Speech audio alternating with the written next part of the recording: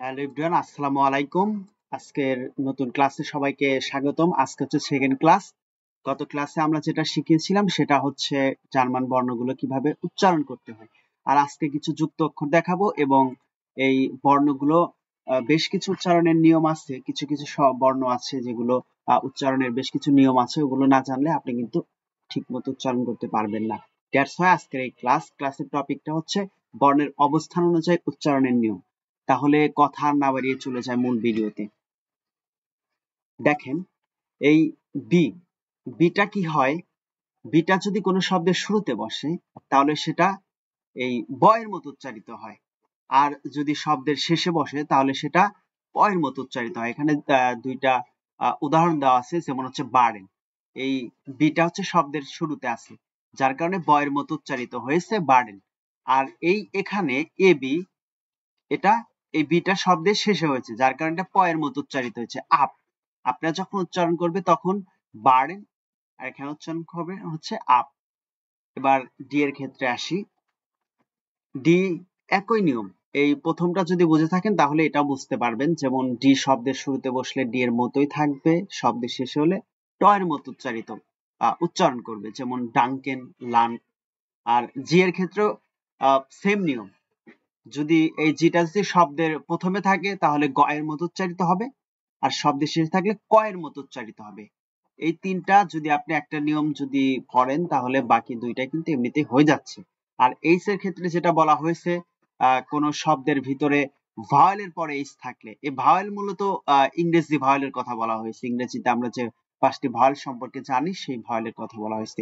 যদি থাকে তাহলে সেটা অনুচ্চারিত হয়, যেমন জোন।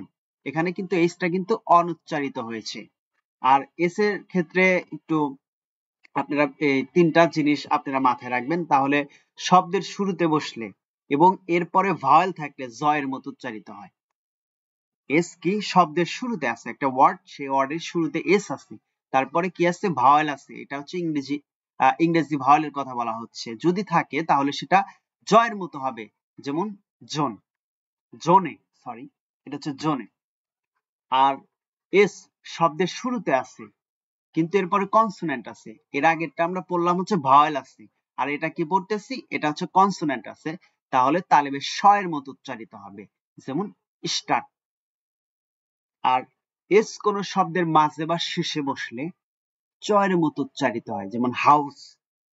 এই যে এসটা দেখেন শব্দের একেবারে একদম শেষে বসেছে, যার কারণে এটা চ এর মতো উচ্চারিত হয়েছে, হাউস। আর এক্স ইংরেজি শব্দের মতো উচ্চারিত হয়, জেনোফোবি। আর অয়টা, অয়ের উচ্চারণ মূলত ইওর মতো উচ্চারিত হয়, যেমন হচ্ছে টুইপ। একটা ওয়ার্ড দেওয়া আছে, আপনারা যদি একটু ভালোভাবে স্লাইড একটু দেখে নেবেন, কেমন। এবার আসি যুক্ত অক্ষর উচ্চারণের নিয়ম, যুক্তাক্ষর উচ্চারণের নিয়ম। এখানে বাংলায় উচ্চারণ দেওয়া আছে, যুক্ত অক্ষরগুলো দেওয়া আছে, এবং উচ্চারণের নিয়ম বলতে এটা হচ্ছে এক্সাম্পল। এক্সাম্পল গুলো আপনারা যদি একটু দেখেন তাহলে এটা কিন্তু খুব সহজেই রিমাইন্ড করতে পারবেন। যাই হোক, যুক্তাক্ষর ইআই, কোন শব্দে যদি ইআইটা থাকে তাহলে ইআই সহকারে আমরা উচ্চারণ করব, আয়ের মতো উচ্চারিত করব, আই, যেমন হাইল্যান্ড।